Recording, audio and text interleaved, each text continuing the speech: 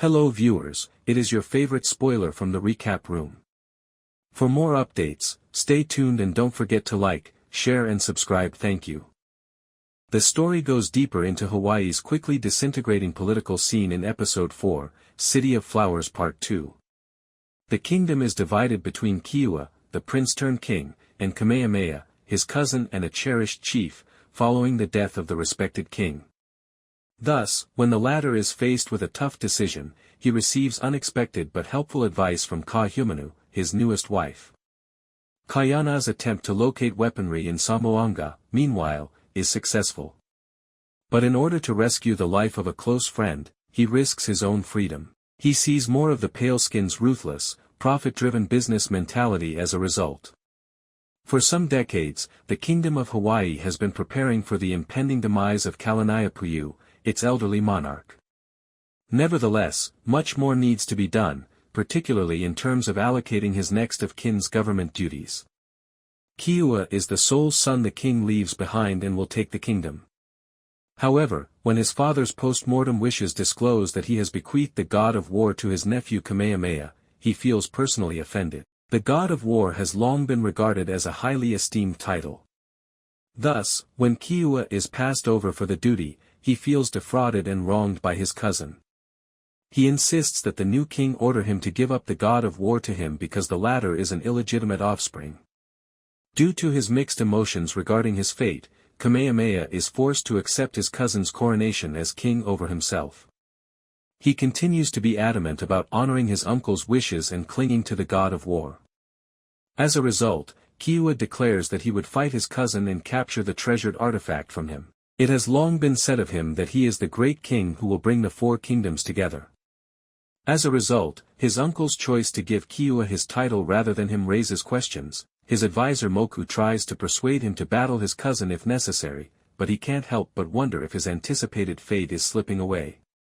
The young woman, however, has been grappling with the complexities of her own fate and feels stuck in a world where even the gods are unwilling to reach out and speak to her.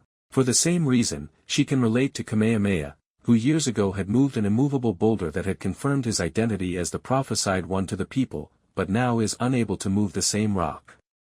Nevertheless, when he feels abandoned by the gods, Kamehameha counsels him to forge his own way forward. Ultimately, the chief chooses to engage in a war with his brother, but only in defense. The warrior discovers fresh miracles during Kaiana's voyage to Zamboanga, and he manages to return with crates of weapons for his people. But the port also makes him more aware of the world's injustices, particularly those committed by the Spanish. When he discovers a cage with several individuals inside, he becomes aware of the extent of their cruelty. Kaiana is shook by the scene's tragedy. For the same reason, the warrior immediately kills the Spanish guy who confronts him, likely the one who plans to enslave the people.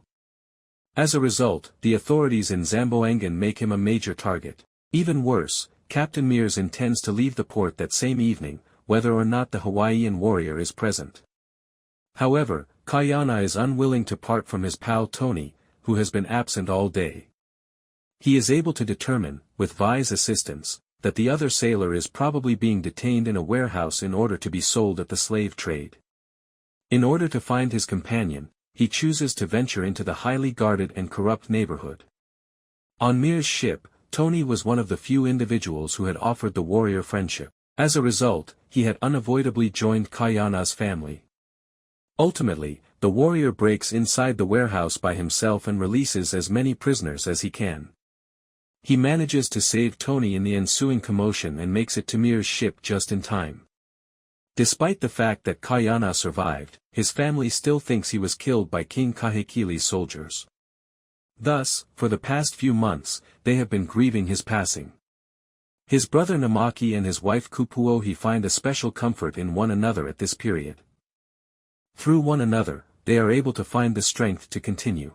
They consequently inexorably become closer to one another. Any outsider can still see how intimate their relationship is, even if they never breach any boundaries.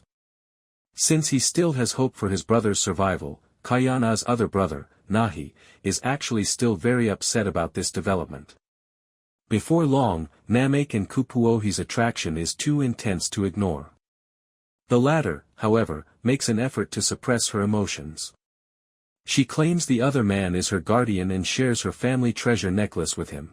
Namek then tries to persuade her that they should strive to find their own pleasure, even if it is in one another, in light of Kayana's sacrifice.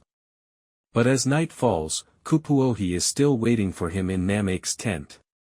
Despite her wish to exercise self-control, it appears that their bond is just too valuable to be disregarded. Because of this, the two ultimately go too far and spend the night together. Thanks for watching, stay tuned for more updates.